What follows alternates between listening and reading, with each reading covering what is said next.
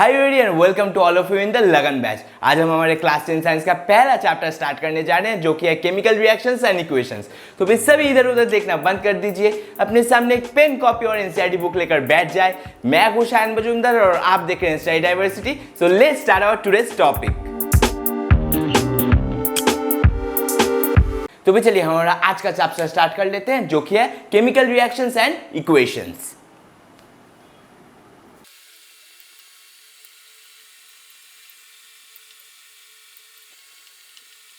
अच्छा, तो फिर केमिकल रिएक्शंस एंड इक्वेशंस में पहले हम लोग डिस्कस कर लेंगे केमिकल रिएक्शंस के बारे में। अच्छा बताइए, तो आप केमिकल रिएक्शंस प्राइमरीली किसके लिए रिस्पॉन्सिबल होता है? मतलब एक केमिकल रिएक्शंस आपका हुआ, उसमें प्राइमरीली क्या होता है? उसमें प्राइमरीली एक केमिकल चेंज होता है, मतलब chemical reactions is responsible for a chemical change. अच्छा, आपने क्लास 9 में पढ़ा था chemical change and physical change के बारे में, तो फिर चलिए और एक बार हम लोग उसको ही रिवीजन कर लेंगे। Chemical change and physical change का एक बार डिफरेंस एक बार देख लेते हैं। फिजिकल चेंज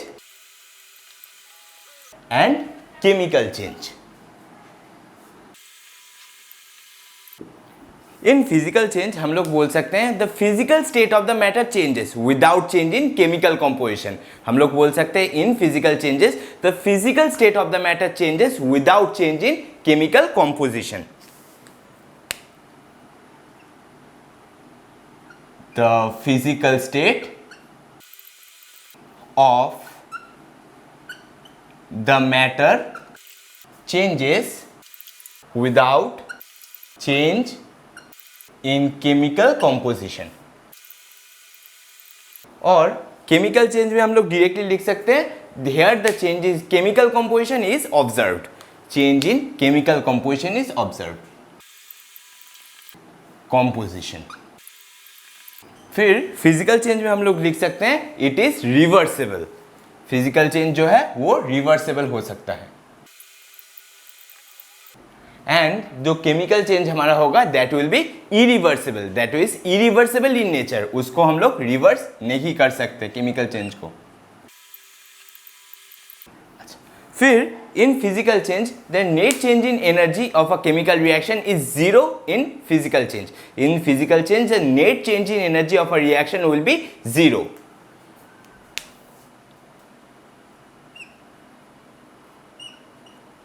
हम लोग लिख सकते हैं net change in energy of a reaction is zero।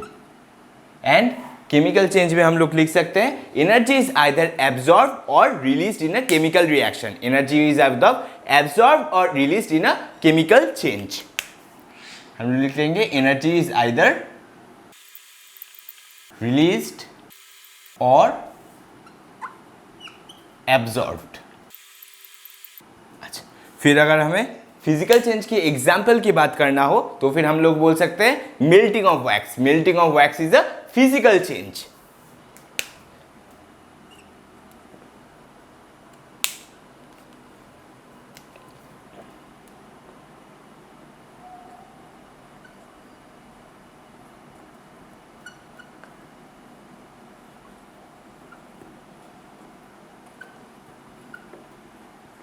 फिर हम लोग लिख सकते हैं conversion of ice into water and water into steam। conversion of ice into water and water into steam is also a physical change।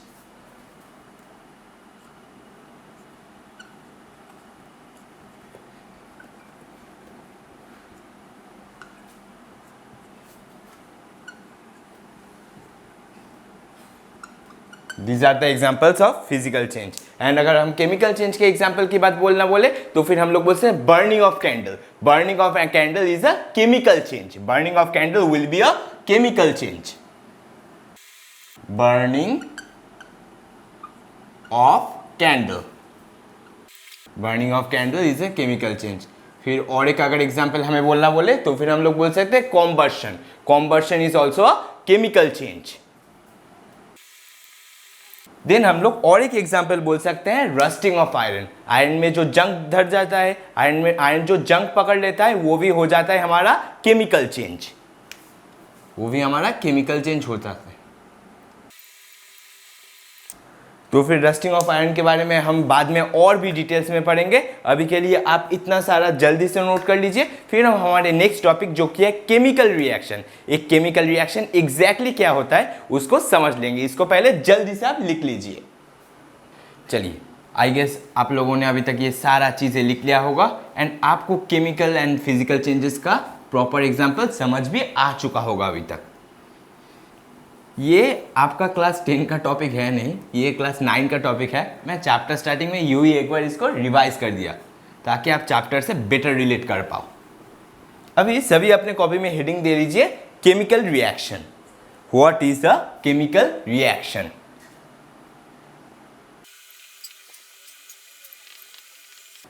देखिए, जब दो और दो से ज्यादा सब्सटेंस एक साथ कॉम्बाइन करके एक नया प्रोडक्ट का तैयार कर दे, जब दो या दो से ज्यादा सब्सटेंस एक साथ कॉम्बाइन करके एक नया सब्सटेंस का निर्माण कर दे तो उसे हम लोग एक केमिकल रिएक्शन कहते हैं। सपोज A प्लस B एक साथ कॉम्बाइन किए एंड वो C का निर्माण कर दिए, इसको हम लोग एक केमिकल रिएक्शन कहेंगे। और एक चीज नोट करने की बात है, जो A और B का जो केमिकल कॉन्स्टिट्यूएंट होगा वो C से पूरी तरह से अलग होगा। मतलब C का जो केमिकल कॉन्स्टिट्यूएंट होगा वो A और B से पूरी तरह से डिफर करेगा। तो फिर ये आपको केमिकल रिएक्शन एक समझ आ गया कि दो या दो से ज्यादा प्रोडक्ट एक साथ कॉम्बाइन करेगा एंड एक नया सब्सटेंस का निर्माण कर देगा, इसको हम लोग केमिकल रिएक्शन कह रहे हैं। अगर इसी को हमें इंग्लिश में लिखना हो तो फिर हम लोग बोल सकते हैं when two or more substance react to form a new product is known as chemical reaction. When two or more substance react to produce a new product is known as chemical reaction.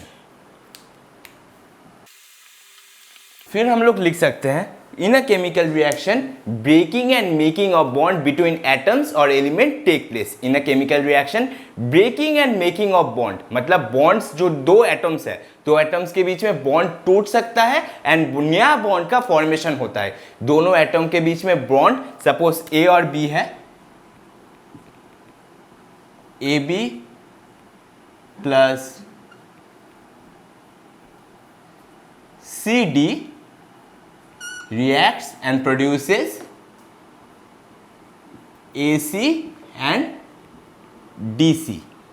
हाँ, तो फिर देखिए A और B दो अलग atom है and C और D दो अलग एटम है, इनके अंदर बॉन्ड है, ये दोनों केमिकल बॉन्ड से जुड़े हुए हैं। तो फिर इस रिएक्शन के बदौलत, इस रिएक्शन के वजह से A और B के अंदर जो बॉन्ड है, A और B के अंदर जो बॉन्ड है उसका ब्रेक डाउन होता है, एंड एक नया बॉन्ड का फॉर्मेशन हो रहा है। देखिए A और C के बीच में एक नया बॉन्ड का भी फॉर्मेशन हो रहा है। इसी प्रकार से C और D के बीच बॉन्ड का ब्रेक डाउन हो रहा है। C और D दो अलग अलग एटम है, उनके बीच भी बॉन्ड का ब्रेक डाउन हो रहा है, उनके बीच बॉन्ड का ब्रेक डाउन होके D और C के बीच एक नया बॉन्ड का फॉर्मेशन हो रहा है। तो फिर ये लाइन आपको क्लियर हो गया। In a chemical reaction the bonds break and new bonds are formed.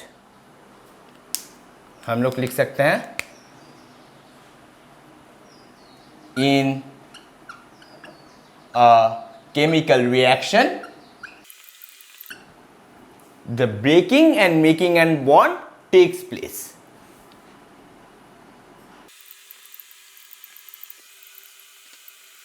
मतलब पुराने बॉन्ड आपके टूटेंगे फिर ही तो नए बॉन्ड फॉर्मेशन होंगे। ये हर रिलेशनशिप के लिए भी लागू होता है ये रूल कि पुराने बॉन्ड जब तक नहीं टूटेंगे तब तक नए बॉन्ड फॉर्म भी नहीं हो पाएंगे। ये एक रिलेशनशिप के लिए भी लागू होता है। चलिए अभी हम लोग एक केमिकल इक्वेशन के बारे में जान लेंगे कि केमिकल इक्वेशन में क्या क्या प्रेजेंट रहता है। चलिए जान लेते हैं। हेडिंग दे लीजिए केमिकल इक्वेशन। चलिए अभी मैं एक सबसे सिंपल केमिकल रिएक्शन लिख लेता हूं। अभी मैं दुनिया का सबसे सिंपल केमिकल रिएक्शन लिख लेता हूं जो कि है formation of water. Formation of water का रिएक्शन लिख लेता हूं, अच्छी तरह से देख लीजिए। H2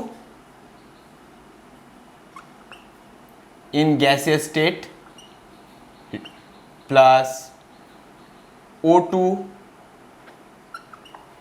in gaseous state reacts to give water in liquid state। ये दुनिया का सबसे सिंपल केमिकल रिएक्शन हो गया। तो फिर अभी बताइए कि मैंने ये जो केमिकल रिएक्शन लिखा, ये मैंने कौन से फॉर्म में लिखा। इस केमिकल रिएक्शन को लिखते समय मैंने सभी कंपाउंड के केमिकल फॉर्मूला यूज किया हूं। देखिए सभी कंपाउंड का मैं केमिकल फॉर्मूला लिखा हूं। तो फिर हम लोग इस इक्वेशन को लिख सकते हैं, equation written by using its chemical formula. हम लोग इसे लिखेंगे equation by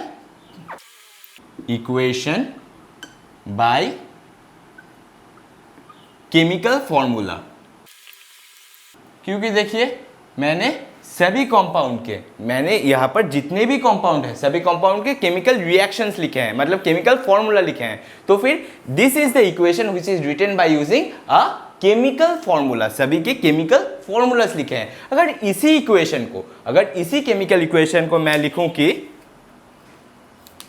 hydrogen reacts with oxygen to produce water, ये हो गया हमारा वर्ड इक्वेशन फॉर्मेट। ये हो गया हमारा chemical reaction written by using words.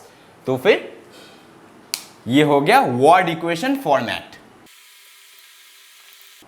अब अच्छी तरह से देख लीजिए, मैंने यहां पर लिखते समय कोई भी केमिकल रिएक्शन का फॉर्मूला नहीं लिखा हूं, यहां पर वर्ड्स लिख दिया है। मैंने हाइड्रोजन H2 की जगह हाइड्रोजन बाय वर्ड्स लिखा हूं, ऑक्सीजन लिखा हूं एंड वाटर लिखा हूं। तो फिर यहां पर मैंने केमिकल रिएक्शन को वर्ड से रिप्रेजेंट किया है। चलिए अभी कुछ और कंपोनेंट भी जान लेते हैं केमिकल रिएक्शन का। देखिए जो भी केमिकल रिएक्शन के लेफ्ट हैंड साइड में जो भी कंपोनेंट रहेगा, केमिकल रिएक्शन के लेफ्ट हैंड साइड में जो भी कंपोनेंट रहेगा हम लोग उसे रिएक्टेंट्स कहेंगे।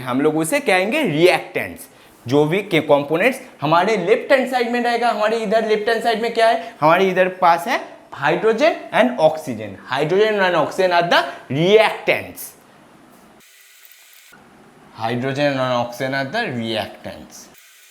फिर इधर एक प्लस सिंबल दिया हुआ है, देख लीजिए अच्छी तरह से। इधर एक प्लस सिंबल दिया हुआ है। ये प्लस सिंबल क्या इंडिकेट करता है? It indicates the combination, it indicates that both the reactants are reacting। जब both the reactant, the hydrogen and oxygen are reacting, hydrogen and oxygen जो एक साथ रिएक्ट हो रहा है, एक साथ कॉम्बाइन हो रहा है, वो ये प्लस साइन इंडिकेट करता है हमारा, indicates the combination of reactant, combination of reactant. फिर ये एरो आता है। फिर ये एरो क्या करता है? This arrow represent the direction of a reaction. Arrow का हेड जिस भी डिरेक्शन में होगा, ये एरो इक्वेशन का डिरेक्शन रिप्रेजेंट करेगा। सपोज मैं ये एरो मिटा के इस डिरेक्शन में दे दूं, तो फिर ये रिप्रेजेंट करेगा वाटर से हाइड्रोजन एंड ऑक्सीजन का फॉर्मेशन हो रहा है। ये रिप्रेजेंट करेगा वाटर से हाइड्रोजन एंड ऑक्सीजन का फॉर्मेशन हो रहा है। अगर ये एरो मैं मिटा के अगेन इस डायरेक्शन में दे दूं, तो फिर ये अभी रिप्रेजेंट कर रहा है हाइड्रोजन एंड ऑक्सीजन एक साथ कंबाइन होके वाटर का फॉर्मेशन कर रहा है। तो फिर आप एरो का भी इंपॉर्टेंस समझ लीजिए अच्छी तरह से कि this indicates the direction of a reaction, indicates the direction of reaction. This indicates the direction of a reaction. अभी एरो के ऊपर एक ब्लैंक स्पेस है, एरो के ऊपर एक देखिए ब्लैंक स्पेस है। यहां पर हम लोग क्या लिखते हैं? इस ब्लैंक स्पेस के ऊपर हम लोग अगर इस रिएक्शन को करवाने के लिए कोई कैटालिस्ट का रिएक्शन मतलब रिक्वायरमेंट पड़े या फिर कोई स्पेसिफिक टेम्परेचर प्रेशर या स्पेसिफिक एनवायरनमेंट का हमारा रिक्वायरमेंट पड़े तो उसका मेंशन हम लोग इस एरो के ऊपर कर देते हैं। अभी ये कैटालिस्ट क्या है, मैंने अभी अभी आपको कैटालिस्ट के बारे में बोला। देखिए सपोज राम और श्याम का बहुत झगड़ा चल रहा है। अभी तक तो झगड़ा बातों बातों में ही चल रहा था, बातों बातों में ही ये उसको गाली दे रहा है, वो उसको गाली दे रहा है, बातों बातों में ही झगड़ा चल रहा था। पर कहां से बबीता चली आई, कहां से बबीता चली आई और बबीता ने राम और श्याम को कुछ बोल दिया। फिर क्या हुआ, जो झगड़ा बातों बातों में चल रहा था वो हाथापाई में कन्वर्टेड हो गया। अभी राम श्याम को मार रहा है और श्याम राम को मारने आ रहा है। तो फिर देखिए बबीता ने आकर क्या किया, बबीता ने आके उनका झगड़ा जो चल रहा था उसको बढ़ा दिया, उनका झगड़ा का रेट जो चल रहा था बबीता ने आके बढ़ा दिया। तो फिर बबीता ने क्या किया, एक रिएक्शन जो चल रहा था, एक ऑलरेडी एग्जिस्टिंग रिएक्शन जो चल रहा था उसको उसका रेट इंक्रीज कर दिया, तो फिर हमारा कैटलिस्ट क्या करता है, catalyst increases the rate of a reaction, catalyst increases the rate of a reaction. तो फिर यहां पर हम लोग क्या लिख सकते हैं, हम लोग यहां पर लिखते हैं कैटलिस्ट रिक्वायर्ड या फिर specific environment that is temperature pressure या फिर स्पेसिफिक जो कंडीशंस है एनवायरनमेंट का वो हम लोग इस एरो के ऊपर लिख देते हैं। कैटलिस्ट या फिर specific environment required for a reaction, specific environment या फिर catalyst that is required for a reaction. अभी देख लीजिए मैंने यहां पर ये H2O लिखा हूं। अभी जो हमारे राइट हैंड साइड में रिएक्शन के एक राइट हैंड साइड में जो भी चीज प्रोड्यूस होता है उसे हम लोग कहते हैं प्रोडक्ट, जो लेफ्ट हैंड साइड में प्रोड्यूस होता है उसे हम लोग रिएक्टेंट कहेंगे एंड जो राइट हैंड साइड में प्रोड्यूस होगा उसे हम लोग प्रोडक्ट कहेंगे। तो फिर इसको हम लोग प्रोडक्ट लिख सकते हैं। एंड देखिए यहां पर हर एक कंपाउंड के पास मैंने उसका फिजिकल स्टेट लिखा है कि वाटर जो है वो लिक्विड स्टेट में प्रेजेंट है, जो ऑक्सीजन जो है वो गैसियस स्टेट में प्रेजेंट है, जो हाइड्रोजन जो है वो भी गैसियस स्टेट में प्रेजेंट है। तो फिर ये होता है उसका फिजिकल स्टेट। हर एक कंपाउंड के पास उसका फिजिकल स्टेट इंडिकेट करना बहुत आवश्यक हो जाता है, बहुत इंपॉर्टेंट हो जाता है। तो फिर this is the physical state of compound. इसको हम लोग एक कंपाउंड के पास ही एरो देके नहीं मतलब ब्रैकेट देके यूं ही लिख देते हैं, physical state of a compound. चलिए ये आपका पूरा एक केमिकल इक्वेशन हम लोग कैसे लिखते हैं और एक केमिकल इक्वेशन का कौन कौन सा एग्जैक्टली पार्ट्स होता है उसे हम लोग अभी डिस्कस कर लिए। चलिए तो फिर इतना आप लोग जल्दी से लिख लीजिए, फिर मैं इसको मिटा के हमारा आज का नेक्स्ट जो टॉपिक है उसको मूव ऑन कर जाएंगे। जल्दी से इसको लिख लीजिए। अभी बताइए कौन कौन सा स्पेसिफिक कंडीशंस हो सकता है। स्पेसिफिक कंडीशंस की अगर हम बात करें तो स्पेसिफिक टेम्परेचर हो सकता है, स्पेसिफिक टेम्परेचर हो सकता है, फिर स्पेसिफिक एनवायरनमेंट हो सकता है। कंडीशंस की अगर हम बात करें तो हमारे पास हो सकता है specific temperature, specific pressure and specific environment. Specific environment का भी रिक्वायरमेंट होता है। अभी चलिए एक एग्जाम्पल पकड़ लेते हैं जो कि है फॉर्मेशन ऑफ मिथेनॉल का। आपको फॉर्मेशन ऑफ मिथेनॉल का रिएक्शन पता है? देखिए मैं डिस्कस कर देता हूं। Carbon monoxide in gases form reacts with hydrogen gas to produce methanol. ये होता है हमारा मिथेनॉल के फॉर्मेशन का रिएक्शन। देखिए इस रिएक्शन को करवाने के लिए एक स्पेसिफिक प्रेशर का रिक्वायरमेंट होता है जो होता है 340 atm। 340 atm का रिक्वायरमेंट होता है इस रिएक्शन को कंप्लीट करवाने के लिए।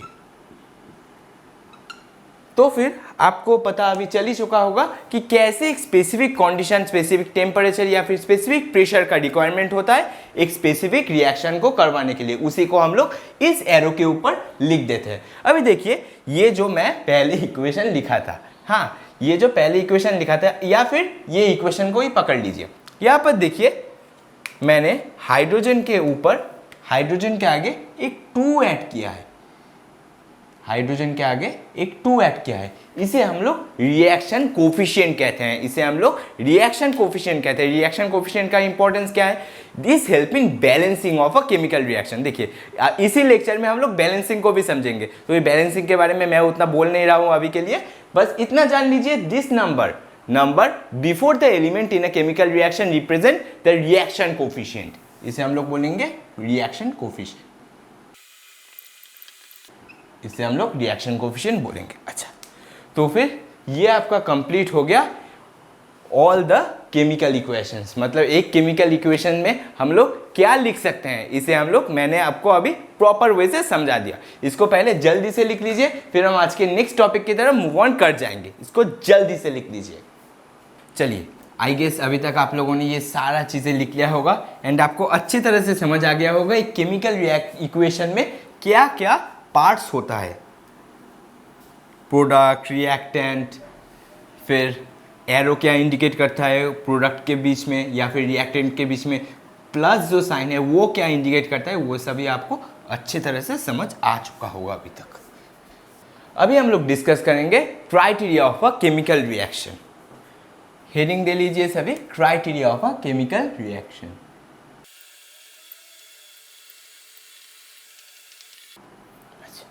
Criteria for a chemical reaction मतलब, criteria for a chemical reaction मतलब जिन पर्टिकुलर चेंजेस को हम लोग देख के ही समझ सकते हैं अच्छा भैया वहां पर केमिकल रिएक्शन हो रहा है, उस पर्टिकुलर चेंजेस को हम लोग बोलते हैं criteria for a chemical reaction. देख लीजिए, पहला ही क्राइटेरिया हम लोग लिख सकते हैं change in state, change in physical state of the matter. देख लीजिए,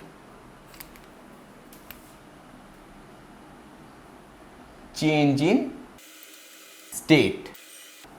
स्टेट ऑफ रिएक्टेंट्स या फिर प्रोडक्ट्स। देखिए अक्सर हम लोग केमिकल रिएक्शन के दौरान देख सकते हैं कि प्रोडक्ट और रिएक्टेंट का स्टेट चेंज होता है। ये एक प्रॉपर्टी है ऑफ अ केमिकल रिएक्शन। देख लीजिए, मैं एक एग्जांपल दे देता हूं, फॉर्मेशन ऑफ वाटर का, H2 प्लस, रुकिए स्टेट लिख देता हूं, H2 gaseous plus O2 gaseous gives H2 gives water। Water जो है वो लिक्विड स्टेट में है। देख लीजिए आप अच्छी तरह से, यहाँ पर स्टेट देख लीजिए, फिजिकल स्टेट देख लीजिए, दोनों ही रिएक्टेंट गैसियस स्टेट में प्रेजेंट है। पर जब हम प्रोडक्ट की तरफ गौर फरमाए तो फिर हम देख सकते हैं जो वाटर जो प्रोड्यूस्ड हुआ वो लिक्विड फॉर्म में है, जो वाटर जो प्रोड्यूस हुआ वो लिक्विड फॉर्म में है। तो फिर इसको अगर बैलेंस करना है तो ये यहाँ पर मैं ऐड कर देता हूँ। देखिए जब भी आप रिएक्शन लिखेंगे, एक केमिकल रिएक्शन लिखेंगे, टीचर ये सोच के ही बैठा होगा कि आप एक बैलेंस्ड केमिकल रिएक्शन ही लिखोगे। इसलिए सभी केमिकल रिएक्शन लिखने के बाद एक बार अच्छे तरह से देख लोगे कि वो बैलेंस्ड है या नहीं। मैं बैलेंसिंग ऑफ केमिकल रिएक्शन अभी आपको समझा दूंगा, रुक जाइए। फिर सेकेंड जो हम लोग प्रॉपर्टी लिख सकते हैं, सेकेंड जो क्राइटेरिया लिख सकते हैं वो लिख सकते हैं change in colour. Change in colour हम लोग देख सकते हैं रिएक्टेंट्स का जो कलर होगा, प्रोडक्ट का कलर भैया पूरी तरह से डिफरेंट होगा, प्रोडक्ट का कलर भैया पूरी तरह से डिफरेंट होगा। Change in colour. देखिए एक अगर रिएक्शन का एग्जांपल दिया जाए चेंज इन कलर वाला, तो फिर हम लोग बोल सकते हैं, आप लोग AgCl के बारे में पता है, सिल्वर क्लोराइड। सिल्वर क्लोराइड को अगर आप सनलाइट के नीचे रख दो, अगर आप सिल्वर क्लोराइड को कोई भी पेट्री डिश या फिर प्लेट में लेकर सनलाइट के नीचे रख दो, तो फिर उस पर जो सिल्वर क्लोराइड का ओरिजिनल कलर है वो व्हाइट है, वो ग्रेइश कलर में कन्वर्टेड हो जाता है, वो ग्रेइश कलर में कन्वर्टेड हो जाता है। तो फिर अगर हम मुझे रिएक्शन लिखना है तो फिर मैं लिख सकता हूँ AgCl silver chloride in solid form taken, हम सनलाइट के ऊपर रखेंगे एंड वो सिल्वर एंड क्लोराइड में डिवाइडेड हो जाएगा।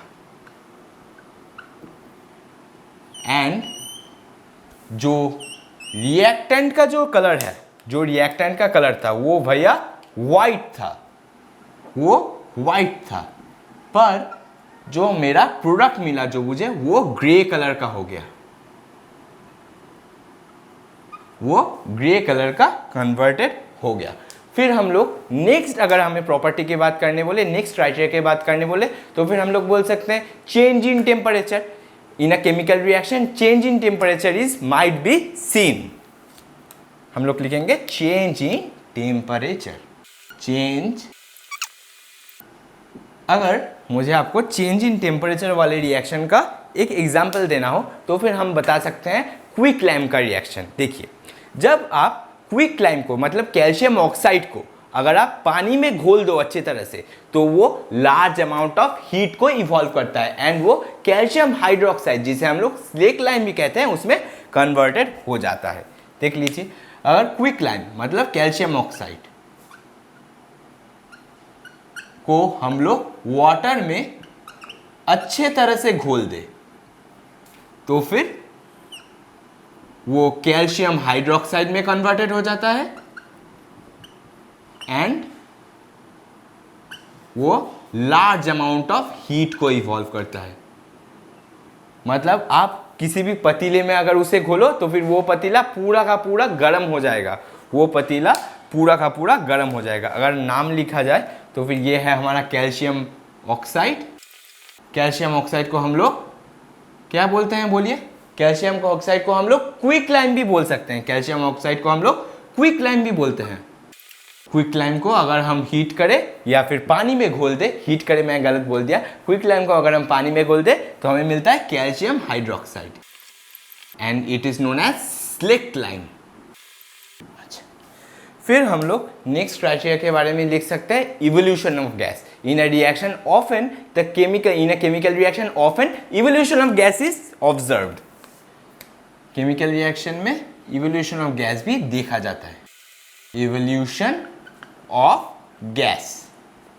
अच्छा, अगर ऐसे केमिकल रिएक्शन का आपको एग्जांपल देना हो तो फिर हम लोग बोल सकते हैं अगर हम कैल्शियम कार्बोनेट को हीट करें तो फिर वो calcium oxide and CO2 gas में कन्वर्टेड हो जाता है। यहाँ पर CO2 गैस का इवोल्यूशन हो जाता है, CO2 गैस हमारा मिल जाता है हमें।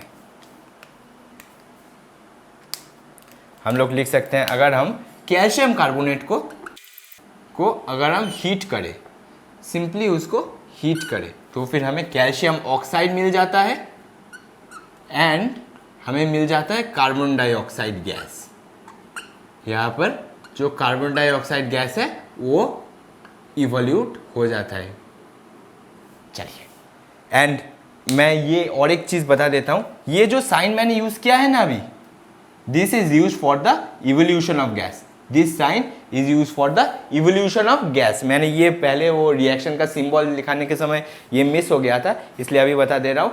This sign represent the evolution of gas. किसी भी रिएक्शन में, कोई भी केमिकल रिएक्शन में जब गैस इवॉल्व होगा, देखिए यहाँ पर जैसे हमारा CO2 गैस इवॉल्व हो रहा है, यहाँ पर CO2 गैस का प्रोडक्शन हो रहा है, तो फिर उसको हम लोग रिप्रेजेंट करते हैं इस एरो से, उसको हम लोग इस एरो से रिप्रेजेंट कर देते हैं। चलिए, ये हो गया आपका कंप्लीट क्राइटेरिया फॉर या फिर criteria for a chemical reaction. इस क्राइटेरिया को देख के ही, इन क्राइटेरिया को देख के ही हम लोग समझ सकते हैं कि यहाँ पर भैया एक केमिकल रिएक्शन हो रहा है। वो क्राइटेरिया कौन कौन सा है देख लीजिए, change in state, change in colour, change in temperature and evolution of gas. चलिए, इन सभी को आप लोग जल्दी से लिख लीजिए, फिर हम लोग चले जाएंगे हमारे नेक्स्ट टॉपिक जो कि है balancing of a chemical reaction. चलिए, लिख लीजिए अच्छी तरह से। चलिए, आई होप अभी तक आप लोगों ने ये सारा चीज़ लिख लिया होगा अच्छी तरह से। मैं इसको मिटा देता हूँ। चलिए, अभी सभी अपने कॉपी में हेडिंग दे लीजिए, balancing of a chemical reaction.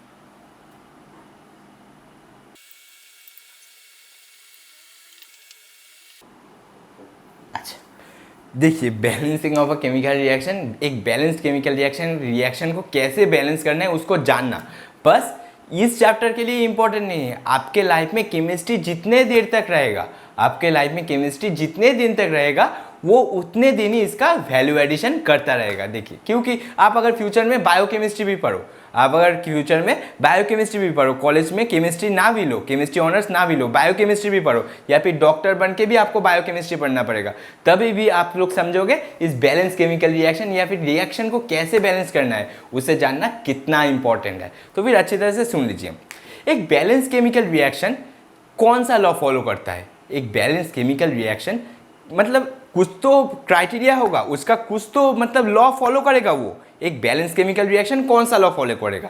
A balance chemical reaction always obey law of conservation of mass. A balance chemical reaction is based on law of conservation of mass. अच्छा, law of conservation of mass क्या है भैया?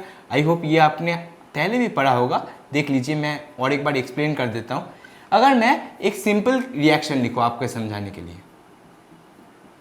देखिए मैंने ये chemical reaction लिखा हूँ, ये है हमारा रिएक्टेंट एंड ये है हमारा प्रोडक्ट।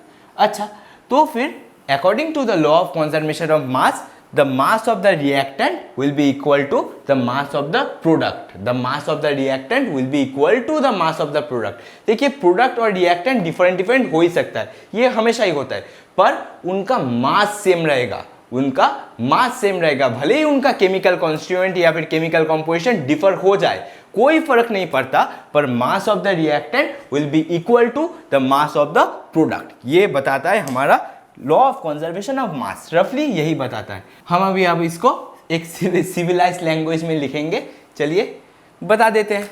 देखिए, अ chemical reaction always obeys a law of conservation of मास। चलिए लिखना शुरू कर दीजिए। A chemical reaction always obeys law of conservation of mass। अभी ये law of conservation of mass क्या बताता है हमें ये law of conservation of mass क्या बताता है? देखिए, according to the law of conservation of mass, the mass can neither be created nor be destroyed in a chemical reaction. हम लोग लिख सकते हैं mass can neither be created nor be destroyed in a chemical reaction. This is the law of conservation of mass and हमारा balancing of a chemical reaction is based on this law. चलिए अभी ये सब बातें छोड़ के एक chemical reaction पकड़ लेते हैं और हम समझ लेते हैं कैसे हम लोग केमिकल रिएक्शन को बैलेंस करेंगे। देखिए, मैं आपको दो मेथड सिखाने वाला हूँ। एक है आपके एनसीईआरटी बुक में दिया हुआ है हीट एंड ट्रायल मेथड, वो बताऊंगा, एंड एक मैं और एक मेथड बताऊंगा जो कि है एल्जेब्रिक मेथड। चलिए पहले हीट एंड ट्रायल मेथड को समझ लेते हैं। हीट एंड ट्रायल मेथड, एक केमिकल रिएक्शन को हम लोग लिख लेते हैं, देख लीजिए, Fe प्लस H2O gives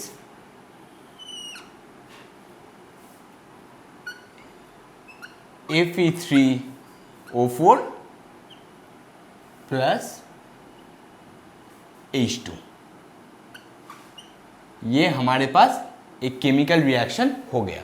हमें अभी इसे हीट एंड ट्रायल मेथड से बैलेंस करना है। तो फिर हम लोग कैसे करेंगे, अच्छी तरह से देख लीजिए। हम लोग पहले एक बार जज कर लेंगे कि कौन से कंपाउंड में सबसे ज़्यादा नंबर ऑफ एटम्स है, कौन से कंपाउंड में या फिर कौन से कंपाउंड में सबसे ज़्यादा नंबर ऑफ एटम्स है। देखिए यहाँ पर हम लोग Fe3O4 को जज कर सकते हैं। Fe3O4 को हम लोग पॉइंट आउट कर सकते हैं कि Fe3O4 में सबसे ज़्यादा नंबर ऑफ एटम्स है। अच्छा, Fe3O4 तो एक कंपाउंड है, अभी उसमें भी कौन सा एटम सबसे ज़्यादा है? फेरस या फिर आयरन का एटम सबसे ज़्यादा है या फिर ऑक्सीजन का एटम सबसे ज़्यादा है? बोलिए, आप लोग क्लियरली देख सकते हैं या फिर ऑक्सीजन का एटम ज़्यादा है, क्योंकि ऑक्सीजन 4 ऑक्सीजन प्रेजेंट है एंड 3 आयरन एटम्स प्रेजेंट है। तो फिर हम लोग लिख सकते हैं oxygen atoms are the greater in number, oxygen atom are greater in number.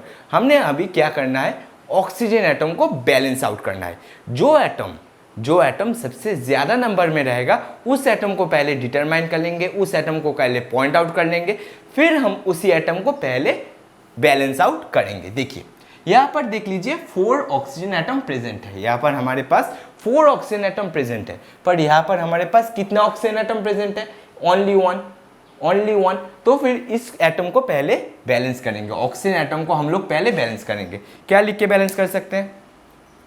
हम लोग लिख सकते हैं अगर रिएक्शन कोएफिशिएंट में हम लोग 4 जोड़ दे तो फिर 4 1 जा 4। देखिए तो फिर आपका ऑक्सीजन एटम बैलेंस हो जा रहा है। मैंने रिएक्शन कोएफिशिएंट में 4 ऐड कर दिया तो फिर 4 1 जा 4, तो फिर आपका ऑक्सीजन एटम बैलेंस हो गया। तो फिर यहाँ पर भी हमारे पास 4 ऑक्सीजन एटम है एंड यहाँ पर भी हमारे पास 4 ऑक्सीजन एटम है। अच्छा, अभी ऑक्सीजन के बाद सबसे ज्यादा नंबर ऑफ एटम किस में है? मतलब कौन सा एटम सबसे ज्यादा नंबर होल्ड कर रहा है? देखिए फेरस एटम अभी सबसे ज्यादा नंबर होल्ड कर रहा है, ठीक है। तो फिर फेरस एटम कितना है? यहाँ पर 3 फेरस एटम है, 3 आयरन का एटम्स है। तो फिर मैं इधर अगर पाऊं कि इधर 3 आयरन के एटम्स है, पर इधर अगर आयरन के एटम काउंट करने जाऊं तो फिर मैं देख रहा हूं कि केवल single 1 iron atom is present in the reactant side. तो फिर हम लोग क्या करेंगे? उसको रिएक्शन कोएफिशिएंट 3 से मल्टीप्लाई कर देंगे। देख लीजिए, अगर मैं यहाँ पर 3 लगा दूं तो फिर मेरा काम बन जा रहा है, क्योंकि 3 1 जा 3 एंड यहाँ पर भी हमारे प्रोडक्ट साइड में 3 ऑक्सीजन के एटम्स प्रेजेंट है। अच्छा, हमारे तो फिर अभी तक क्या काम हो गया? अभी तक मेरा फेरस या फिर आयरन या ऑक्सीजन का एटम बैलेंस हो गया, आयरन एंड ऑक्सीजन का एटम हमारा बैलेंस आउट हो गया। अभी मुझे हाइड्रोजन का एटम बैलेंस आउट करना है, देख लेते हैं प्रोडक्ट साइड में कितने हाइड्रोजन के एटम है। देख लीजिए यहाँ पर 2 हाइड्रोजन के एटम्स है, एंड रिएक्टेंट साइड में देख लेते हैं कि कितने हाइड्रोजन के एटम्स है। रिएक्टेंट साइड में 4 दूना 8, 4 2 जा 8 हाइड्रोजन के एटम्स है। रिएक्टेंट साइड में हमारा देख लीजिए अच्छी तरह से 8 हाइड्रोजन के एटम्स है। तो फिर हम लोग अगर यहाँ पर रिएक्शन कोएफिशिएंट 4 से मल्टीप्लाई कर दे तो फिर हमारा 4 2 जा 8, यहाँ पर हाइड्रोजन का एटम भी अभी बैलेंस आउट हो जा रहा है। अच्छी तरह से देख लीजिए, यहाँ पर 8 हाइड्रोजन के एटम्स है एंड रिएक्टेंट साइड में भी हमारा 8 हाइड्रोजन के एटम्स बन रहा है। तो फिर this is a balanced chemical reaction. अभी हम लोग बोल सकते हैं कि ये केमिकल रिएक्शन जो मैंने अभी लिखा है ये केमिकल रिएक्शन बैलेंस्ड है, क्योंकि यहाँ पर जो रिएक्टेंट का मास होगा एंड प्रोडक्ट का मास सेम है। रिएक्टेंट का मास एंड प्रोडक्ट का मास इज इक्वल। कैसे इक्वल होगा? आप एक बार अच्छी तरह से जान लीजिए कैसे इक्वल होगा, क्योंकि number of atoms are same. आप अच्छी तरह से हम लोगों ने अभी तक तो यही काम किया, कि हमने नंबर ऑफ एटम्स को सेम कर दिया। अगर number of atoms in both reactant and product side is same, then their mass will also be equal. अच्छी तरह से सुन लीजिए, यहाँ पर 3 फेरस के एटम्स है, यहाँ पर भी 3 फेरस के एटम्स है, यहाँ पर 8 हाइड्रोजन एटम्स है, यहाँ पर भी 8 हाइड्रोजन एटम्स है, यहाँ पर 4 ऑक्सीजन एटम्स है, यहाँ पर भी 4 ऑक्सीजन एटम्स है। तो फिर आपका पूरा नंबर ऑफ एटम्स अगर सेम हुआ in both reactant and product side, तो फिर उनका मास भी सेम होगा, तो फिर this is known as hit and trial method of balancing a chemical reaction. इसको हम लोग जनरली मतलब तुक्का मार के ही कर देते हैं। ये पूरा प्रैक्टिस के ऊपर डिपेंड है। मैं अगर अभी आपको 10 करवा भी दूँ, कोई लाभ नहीं होगा अगर आप घर में प्रैक्टिस इसको अच्छी तरह से नहीं करो। इसीलिए इसका जो balancing of a chemical reaction है, ये मेनली आपका पूरा सेल्फ प्रैक्टिस के ऊपर डिपेंडेंट होता है। अभी चलिए हम लोग और एक प्रोसेस समझ लेते हैं of a balancing of a chemical reaction, जो कि है एल्जेब्रिक मेथड। ये तो हो गया आपका हीट एंड ट्रायल मेथड। ये बेसिकली हम लोग जनरली टर्म में तुक्का मेथड भी बोलते हैं। अभी और एक मेथड समझ लेते हैं, that is algebraic method. Algebraic method में मैं सेम केमिकल रिएक्शन और एक बार लिख रहा हूं, अच्छी तरह से देख लीजिए। मैं लिख रहा हूं Fe plus H2O gives Fe3O4 and hydrogen gas. मैं ये सेम केमिकल रिएक्शन और एक बार लिखूं।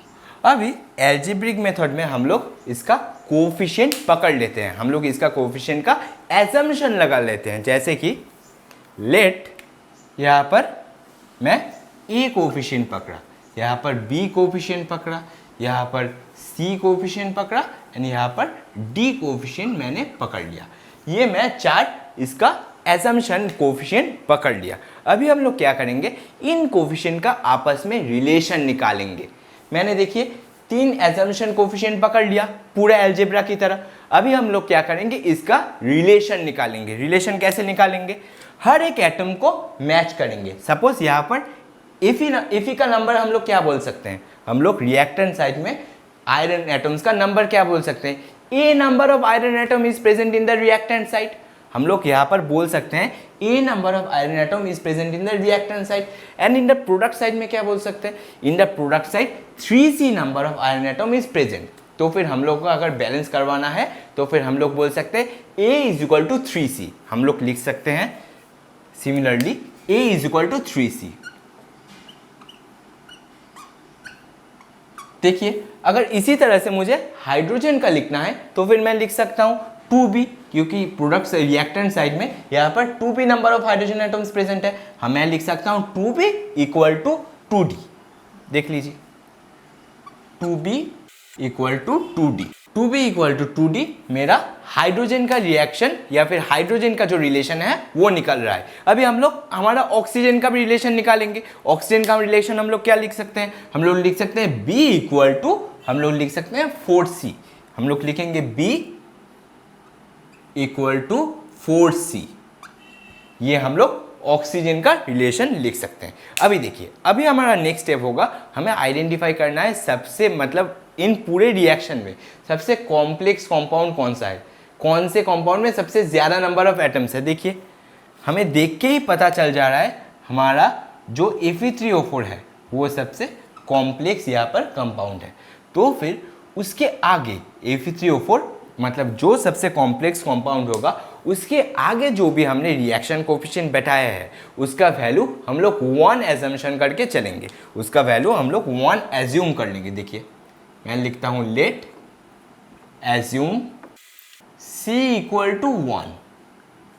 मैं C इक्वल टू 1 पकड़ लेता हूं। अभी इस C इक्वल टू 1 को, C का वैल्यू जो मैंने 1 अभी पकड़ लिया है, यूं ही एज्यूम कर लिया है, उसको इन तीनों रिलेशन के में हम लोग पुट कर देंगे।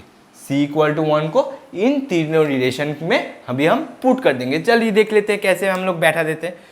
पहले ही हम लोग लिख सकते हैं A इक्वल टू 3C। देखिए हमारा पहला रिलेशन है A इक्वल टू 3C।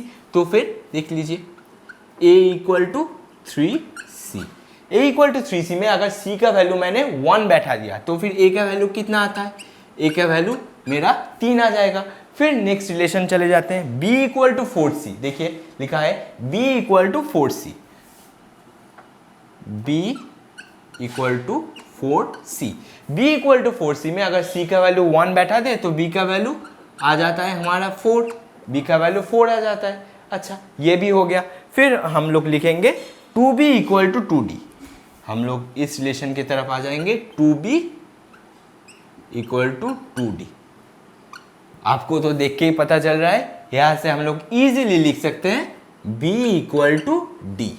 यहाँ पर हम लोग इजीली ये रिलेशन निकाल सकते हैं, मतलब D equal to will be 4, D equal to 4। अच्छा ये जो 3 हमारे पास आया A equal to 3, B equal to 4 and D equal to 4, ये सभी हम लोग अभी इस कोफिशिएंट के आगे पुट कर देंगे। अच्छी तरह से देख लीजिए A का वैल्यू हमारे पास कितना आया है, A का वैल्यू हमारे पास 3 आया है, तो फिर A को हटा के हम लोग 3 लिख देंगे। फिर B का वैल्यू हमारे पास कितना आया है, B का वैल्यू 4 आया है, तो फिर B को हटा के हम लोग 4 लिख देंगे। अच्छा C का वैल्यू कितना आया है, C का वैल्यू मेरे पास 1 आया है, तो फिर C को 1 लिख देंगे। अच्छा 1 लिख दे या फिर कुछ ना भी लिखे तो भी चलेगा। और D का वैल्यू हमारे पास कितना है, D का वैल्यू हमारे पास 4 आया है, उसको भी 4 लिख दे। अभी आप देख लीजिए हमने जो हीट एंड ट्रायल मेथड से जो निकाला था वही सेम रेप्लिकेट करके हमने एल्जेब्रिक मेथड में भी आपको समझा दिया अच्छी तरह से, वही सेम रिजल्ट आया है। देखिए 3Fe 4H2O Fe3O4 plus 4H2 4 hydrogen gas. तो फिर ये हो गया आपका एक एल्जेब्रिक मेथड से मैंने आपको समझा दिया। चलिए मैं आपको एक क्वेश्चन देता हूँ करने के लिए, आपको एक क्वेश्चन देता हूँ, आप अभी उसको वीडियो पॉज करके सॉल्व कीजिए। रुकिए, बोर्ड थोड़ा क्लीन अप कर देता हूँ, नहीं तो आपको समझने में डिफिकल्टीज होगा। ऊपर वाला पोर्शन मैं मिटा दे रहा हूँ, ठीक है, ऊपर वाला सारा पोर्शन मैं मिटा दे रहा हूँ, रुक जाइए। चलिए एक रिएक्शन अभी मैं दे रहा हूं आपको, आप लोग देख लीजिए।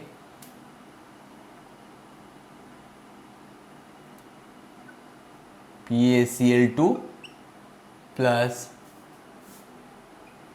Al2SO4 होल 3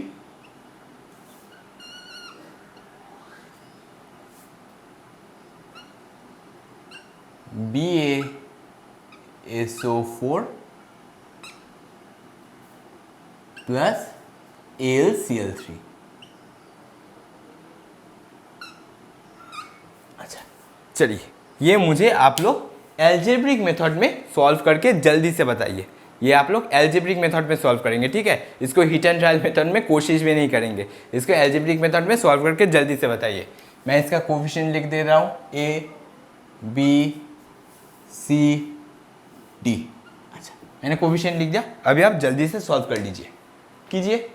आपका करना हो गया सॉल्व, वीडियो ने पॉज करके सॉल्व कर लिए हैं आप, आई विश तो आपने किया होगा। अभी चलिए हम लोग इन कोफिशिएंट के में से रिलेशन निकाल लेते हैं।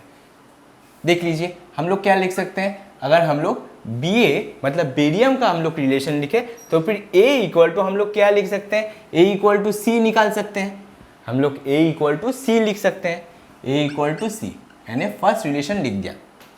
अभी मैं क्लोरीन का लिखूंगा, क्लोरीन का अगर हमें रिलेशन लिखना है तो फिर हम लोग लिख सकते हैं 2A, हम लोग लिख सकते हैं 2A इक्वल टू 3D, हम लोग लिख सकते हैं 2A equal to 3D, 2A equal to 3D।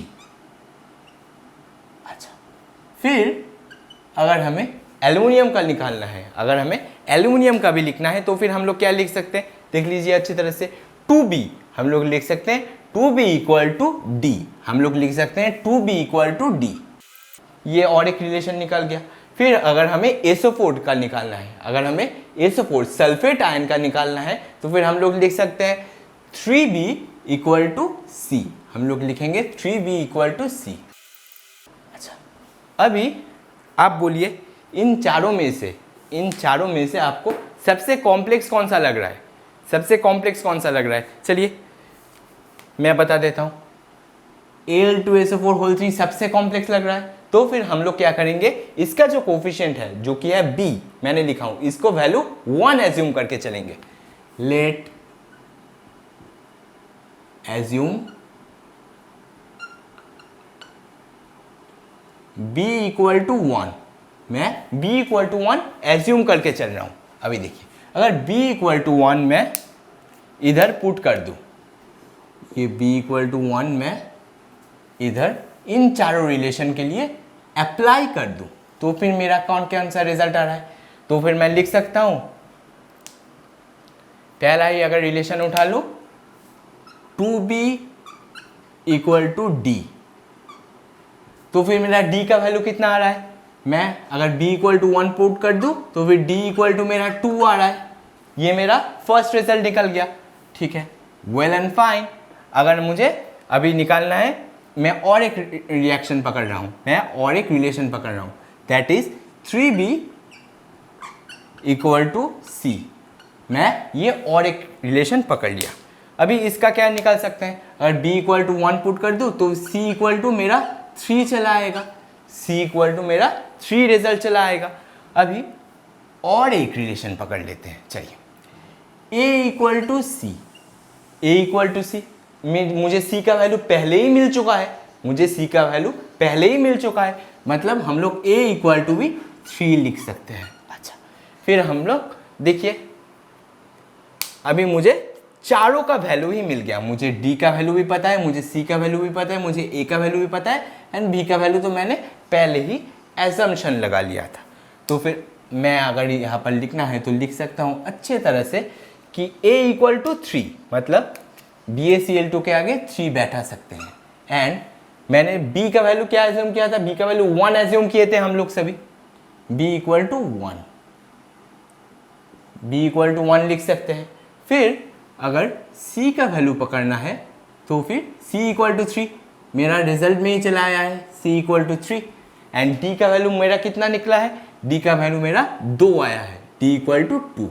अच्छा, D इक्वल टू 2। देखिए ये आपका पूरा एक बैलेंस्ड केमिकल रिएक्शन हो गया। This is known as algebraic method for balancing chemical equation. अच्छा, ये आपको अच्छे तरह से समझ में आ गया होगा। मैंने 2 क्वेश्चन देके आपको अच्छे तरह से समझा दिया। अब आप पूरा का पूरा घर में अच्छे तरह से इस बैलेंसिंग को प्रैक्टिस करोगे। हीट एंड ट्रायल मेथड को भी प्रैक्टिस करोगे, एल्जेब्रिक मेथड को भी प्रैक्टिस करोगे। मैं दोनों मेथड को ही आपको अच्छी तरह से समझा दिया।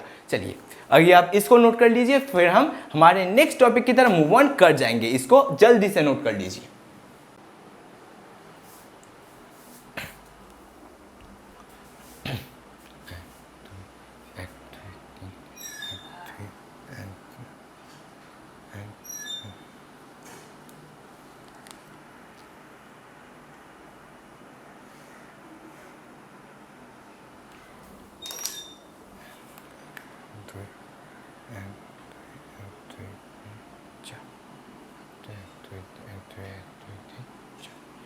चलिए, आई गेस अभी तक आप लोगों ने ये सारा चीज़ें नोट डाउन कर लिया होगा अच्छी तरह से।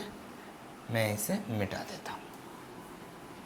अभी आप पेन एंड कॉपी लेके अच्छे तरह से रेडी हो जाइए, क्योंकि अभी हम क्वेश्चन प्रैक्टिस शुरू करने वाले हैं। मैंने जितना दूर आज पढ़ाया उसका हम अभी कुछ प्रीवियस ईयर क्वेश्चन एंड कुछ इन टेक्स्ट क्वेश्चन को प्रैक्टिस करेंगे। बैलेंसिंग के ऊपर मेनली प्रैक्टिस कर लेंगे। चलिए मैं अभी आपको बता देता हूँ कि आपको क्वेश्चन कैसे सॉल्व करना है। देखिए मैं यहाँ पर फ़ोन में कोई सिनेमा नहीं देख रहा हूँ, मेरे फ़ोन में भी क्वेश्चन ही है। देख लीजिए, मैं जब भी क्वेश्चन पढ़ना स्टार्ट करूँगा तो आपके स्क्रीन के ऊपर क्वेश्चन पॉप्ड आउट हो जाएगा, ठीक है। आप उस क्वेश्चन को, आप तभी वीडियो को पॉज करोगे, उस क्वेश्चन को देखोगे और उसको खुद से करने का ट्राई करोगे, उसको खुद से करने का ट्राई करोगे, देन वीडियो को प्ले करोगे। मैं तो इधर रैंडम पढ़ के क्वेश्चन सॉल्व कर दूंगा, फिर मेरा जो आंसर निकलेगा या फिर मेरा जो कुछ भी सॉल्यूशन निकलेगा उसको आप क्रॉस मैच कर लोगे। चलिए शुरू करते हैं आज का क्वेश्चन आंसर सॉल्विंग सेशन। चलिए पहला क्वेश्चन है, right the balance chemical equation. ये आपका इंटेक्स्ट क्वेश्चन है एनसीईआरटी का। देखिए पहले हमें बोला गया है hydrogen plus chlorine gives hydrogen chloride. Hydrogen plus chlorine gives hydrogen chloride.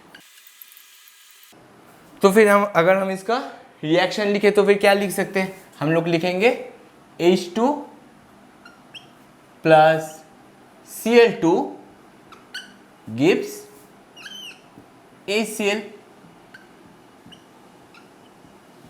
अभी आपको इसे बैलेंस करना है, अभी हमें इसे बैलेंस रिएक्शन में लिखना है। ये अनबैलेंस रिएक्शन है, आपको भी अच्छी तरह से दिख रहा है। अभी हमें इसे बैलेंस करना है, तो फिर हम लोग कैसे बैलेंस कर सकते हैं, अच्छी तरह से देख लीजिए। यहाँ पर 2 हाइड्रोजन एटम है, यहाँ पर 2 क्लोरीन के एटम है, पर यहाँ पर अगर हम रिएक्शन कोएफिशिएंट के आगे सिंपली 2 लिख दे तो फिर हमारा जो रिएक्शन है, जो केमिकल रिएक्शन है, वो बैलेंस्ड हो जा रहा है। अच्छा, देन हम नेक्स्ट क्वेश्चन पढ़ सकते हैं, barium chloride and aluminium sulphate reacts to give barium sulphate and aluminium chloride. ये मैंने अभी अभी आपको सॉल्व किया। मैंने जो एल्जेब्रिक मेथड में जो ऊपर का वाला रिएक्शन लिखाया था ये वही है, ये वही करवा दिया हुआ है क्वेश्चन में, तो फिर ये आपका ऑलरेडी सॉल्व हो चुका है। अच्छा, फिर हम लोग पढ़ सकते हैं थर्ड क्वेश्चन जो कि दिया हुआ है, sodium plus water gives sodium hydroxide and hydrogen. चलिए लिख लेते हैं, sodium plus water gives sodium hydroxide and hydrogen.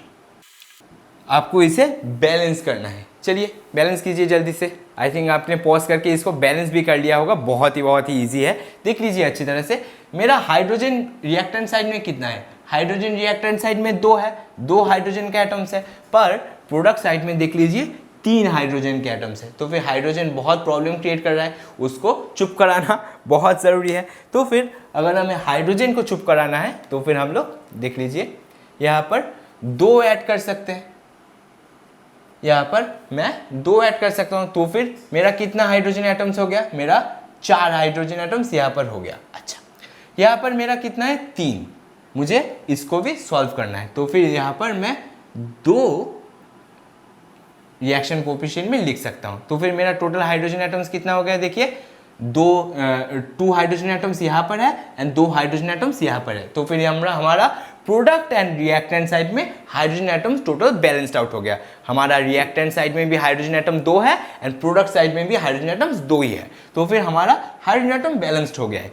अभी मुझे देखिए यहाँ पर मेरा सोडियम एटम कितना हो गया, रिएक्टेंट प्रोडक्ट साइड में 2 हो गया, 2 सोडियम एटम हो गया, तो फिर मैं इसके आगे 2 लिख सकता हूँ, तो फिर मेरा सोडियम एटम भी बैलेंस्ड हो जा रहा है। अभी देख लीजिए आपका पूरा जो केमिकल रिएक्शन है वो बैलेंस्ड आउट हो गया है। अच्छी तरह से देख लीजिए, सोडियम एटम 2 है, यहाँ पर भी 2 सोडियम एटम है, यहाँ पर हाइड्रोजन एटम 4 है, प्रोडक्ट साइड में भी 2 हाइड्रोजन एटम है, एंड ऑक्सीजन एटम की बात करें तो ऑक्सीजन एटम भी 2 है एंड रिएक्टेंट प्रोडक्ट साइड में भी 2 ऑक्सीजन एटम आपका है। अभी चलिए देख लेते हैं कि नेक्स्ट क्वेश्चन में क्या बोला गया है।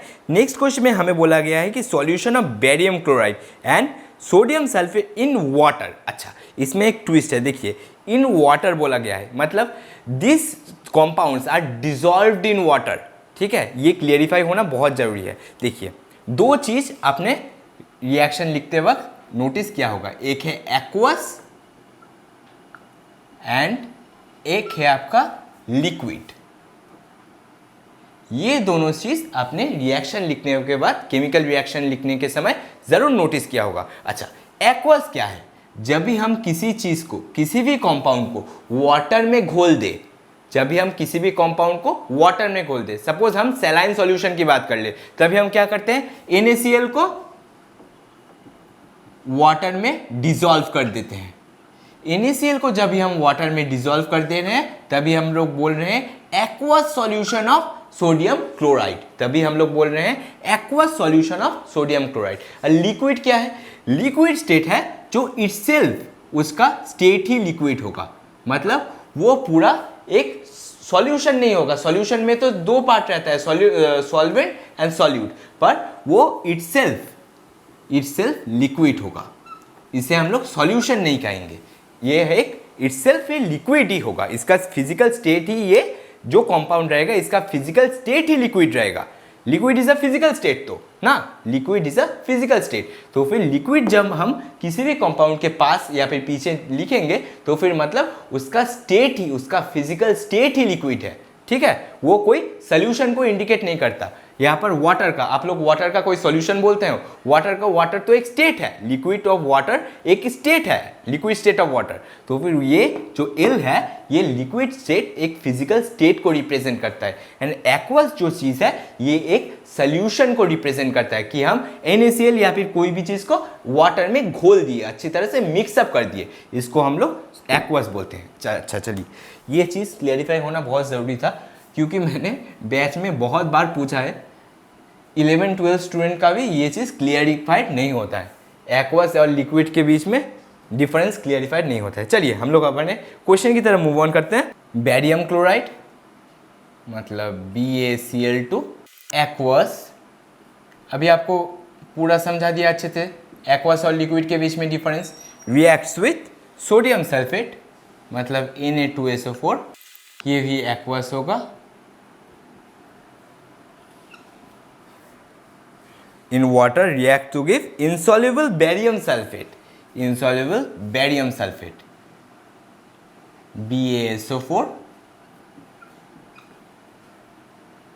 प्लस क्या लिख सकते हैं, सोडियम क्लोराइड। रिएक्शन को बैलेंस करने से पहले आप मुझे एक चीज बताइए, इंसॉल्युबल बेरियम सल्फेट, मुझे लिखना है इंसॉल्युबल बेरियम सल्फेट, तो फिर इंसॉल्युबल बेरियम सल्फेट का मतलब क्या है, मतलब उसका प्रेसिपिटेट आया है। जब भी कोई भी रिएक्शन में किसी भी चीज़ का प्रेसिपिटेट आता है तभी भी हम उसको सॉलिड फॉर्म में रिप्रेजेंट करते हैं, तभी हम उसको सॉलिड फॉर्म में रिप्रेजेंट करते हैं। तो फिर ये आपको याद रहेगा हमेशा के लिए कि कभी भी जब कोई भी रिएक्शन में प्रेसिपिटेट आएगा तभी हम उसको सॉलिडिफाइड फॉर्म में रिप्रेजेंट करेंगे। चलिए अब इसको बैलेंस कीजिए, जल्दी से बैलेंस कीजिए। अगर हम इसको बैलेंस करना है, हमें अगर इसको बैलेंस आउट करना है तो फिर देखिए Ba का एटम सेम है, क्लोरीन का एटम भी देखिए, क्लोरीन यहाँ पर 2 है, पर यहाँ पर अगर देखें तो क्लोरीन का नंबर 1 है। और अगर सोडियम का नंबर हम देखें, सोडियम यहाँ पर number of sodium atoms 2 present है, पर यहाँ पर number of sodium atoms 1 present है। और सल्फेट देखें तो बोथ साइड में 1 है। तो फिर अगर मैं बस NaCl के आगे 2 कोफिशिएंट ऐड कर दूं, NaCl के आगे मैं लिख दूं 2, NaCl के आगे मैं 2 कोफिशिएंट, रिएक्शन कोफिशिएंट 2 ऐड कर दूं, तो फिर ये हमारा पूरा केमिकल रिएक्शन बैलेंस आउट हो जा रहा है। अच्छा चलिए हम लोग फिर नेक्स्ट क्वेश्चन की तरफ मूव ऑन करते हैं। हमारा नेक्स्ट क्वेश्चन में बोला गया है sodium hydroxide solution in water reacts with hydrochloric acid solution. लिख देते हैं, रुकिए, sodium hydroxide reacts with hydrochloric acid HCl, physical state भी लिखना बोला है, इसलिए ये भी लिखना पड़ेगा, to produce sodium chloride and water. अच्छा, ये एक न्यूट्रलाइजेशन रिएक्शन है, एसिड और बेस का एक न्यूट्रलाइजेशन रिएक्शन है। अच्छा, अच्छी तरह से देख लीजिए, ये इसको बैलेंस कीजिए। मैं अगर अच्छे तरह से इस रिएक्शन को देखूं तो फिर is this a balanced chemical reaction. ये रिएक्शन ऑलरेडी बैलेंस किया हुआ ही है, देख लीजिए अच्छी तरह से। Na का 1 है, Na इधर भी 1 है। हमारा अगर हाइड्रोजन एंड ऑक्सीजन एटम को देखें तो फिर वो भी अच्छी तरह से बैलेंस्ड ही किया हुआ है। अच्छा, देन हम लोग हमारे नेक्स्ट क्वेश्चन की तरफ मूव ऑन करते हैं। देखिए ये एक CBSE का प्रीवियस ईयर का क्वेश्चन है, ठीक है। प्रीवियस ने 2019 में ये क्वेश्चन पूछा था, अच्छी तरह से सुन लीजिए। Identify the type of reaction taking place in each of the following cases and right the balanced chemical reaction for the reactions. अच्छा, पहले हमें दिया गया है कि zinc react with silver nitrate, zinc reacts with silver nitrate to produce zinc nitrate and silver। अच्छा, अभी आप लोग इसे बैलेंस कीजिए, देखिए अच्छी तरह से इसको बैलेंस कीजिए। हमें इसे बैलेंस करना है बोला है, और हमें ये भी बोला है कि ये कौन से टाइप का रिएक्शन है। देखिए टाइप ऑफ रिएक्शन मैं नेक्स्ट क्लास में आपको पढ़ाऊंगा, इसलिए ये क्वेश्चन बस आप बैलेंस ही कीजिए, अभी तक के लिए बैलेंस कीजिए अच्छी तरह से। चलिए देखिए, अगर हम इसको देखें अच्छी तरह से तो फिर नाइट्रेट आयन यहाँ पर इम्बैलेंस हमें मिल रहा है। देख लीजिए, जिंक तो हमारे पास बैलेंस्ड ही है, सिल्वर भी हमारे पास बैलेंस्ड है, पर नाइट्रेट आयन बहुत प्रॉब्लम क्रिएट कर रहा है। उसको सॉल्व मतलब उसको चुप कराना बहुत ज़रूरी हो गया है। इसलिए देखिए यहाँ पर 2 नाइट्रेट आयन है, तो फिर मैं इधर यहाँ पर 2 लिख सकता हूँ। मुझे नाइट्रेट आयन बैलेंस करवाना है तो फिर मैं इधर 2 लिख दूंगा, एंड 2 लिखने के बाद सिल्वर आयन हमारा इधर सिंगल हो जा रहा है, तो फिर सिल्वर आयन के आगे भी मैं 2 लिख सकता हूँ। तो फिर ये हमारा पूरा का पूरा एक बैलेंस केमिकल इक्वेशन चला आ रहा है। चलिए अभी नेक्स्ट पार्ट की तरफ मूव ऑन करते हैं। हमें बोला गया है कि potassium iodide react with lead nitrate. Potassium iodide Ki, potassium iodide reacts with lead nitrate to give potassium nitrate and lead iodide। इसको हमें सॉल्व करना है, इसको हमें बैलेंस करना है। तो फिर बोलिए अभी हम क्या कर सकते हैं। अच्छी तरह से देखिए कौन सा पार्ट है जो प्रॉब्लम क्रिएट कर रहा है, देख लीजिए अच्छी तरह से। मेरा यहाँ पर नाइट्रेट आयन 2 है, पर रिएक्टेंट मतलब प्रोडक्ट साइड में नाइट्रेट आयन 1 ही प्रेजेंट है, तो फिर नाइट्रेट आयन प्रॉब्लम क्रिएट कर रहा है। एंड आयोडाइड आयन भी देख लीजिए, आयोडाइड आयन प्रोडक्ट साइड में 2 है, पर रिएक्टेंट साइड में आयोडाइड आयन 1 ही प्रेजेंट है, 1 ही आयोडाइड आयन हमारा प्रेजेंट है। तो फिर हम क्या करेंगे, हम इस प्रोडक्ट साइड में यहाँ पर KNO3 के आगे 2 लिख सकते हैं। इससे क्या हुआ, इससे हमारा नाइट्रेट आयन बैलेंस आउट हो गया। अच्छी तरह से देख लीजिए, नाइट्रेट आयन बैलेंस आउट हो गया। एंड हम लोग क्या करेंगे, Ki के आगे, पोटेशियम आयोडाइड के आगे हम लोग क्या करेंगे, 2 लिख देंगे। हम लोग 2 लिखने से हमारा क्या हो गया, अगर हम हमारा पोटेशियम आयन भी हमारा बैलेंस हो गया। देखिए पोटेशियम आयन 2 है, इस साइड भी पोटेशियम आयन 2 है, एंड हमारा आयोडाइड आयन भी, हमारा आयोडाइड जो आयन है वो भी कॉरस्पॉन्डिंगली बैलेंस्ड आउट हो गया। देखिए यहाँ पर 2 आयोडाइड आयन है एंड यहाँ पर भी 2 आयोडाइड आयन है। अच्छा, तो फिर ये हमारा एक कंप्लीट हो गया केमिकल रिएक्शन का बैलेंसिंग। चलिए, आज तो बैलेंसिंग से रिलेटेड हमने सारी प्रैक्टिस प्रॉब्लम एंड PYQs को सॉल्व कर लिए। नेक्स्ट लेक्चर में भी हम लोग और भी प्रैक्टिस प्रॉब्लम एंड PYQs को सॉल्व करेंगे। आई होप आज मैंने जितना देर तक आपको पढ़ाया, जितना दूर तक बैलेंसिंग ऑफ केमिकल रिएक्शन तक हमने कंप्लीट कर लिया, हमारा चैप्टर जो फर्स्ट चैप्टर है उसको बैलेंसिंग ऑफ केमिकल रिएक्शन तक कंप्लीट कर लिया। आई होप उतना दूर तक आपको प्रॉपर वे से समझ आ गया होगा and I hope all of you have taken the notes of today's lecture. मैंने जो कुछ आज व्हाइट बोर्ड में नोट्स लिखाया है आपको, आप उसको प्रॉपर नोट्स अपने नोट कॉपी में नोट कर रहे होंगे। एंड अगर आपको समझने में ज़रा सा भी दिक्कत हुआ होगा, अगर आपको समझने में ज़रा सा भी दिक्कत हुआ होगा तो आप मुझे कमेंट सेक्शन में ज़रूर इन्फॉर्म करें। मैं आपके डाउट को, हाँ तुम्हारे पर्टिकुलर डाउट को नेक्स्ट वीडियो का जो लास्ट सेक्शन होगा वहाँ पर कवर कर दूंगा। And thanks for attending my lecture.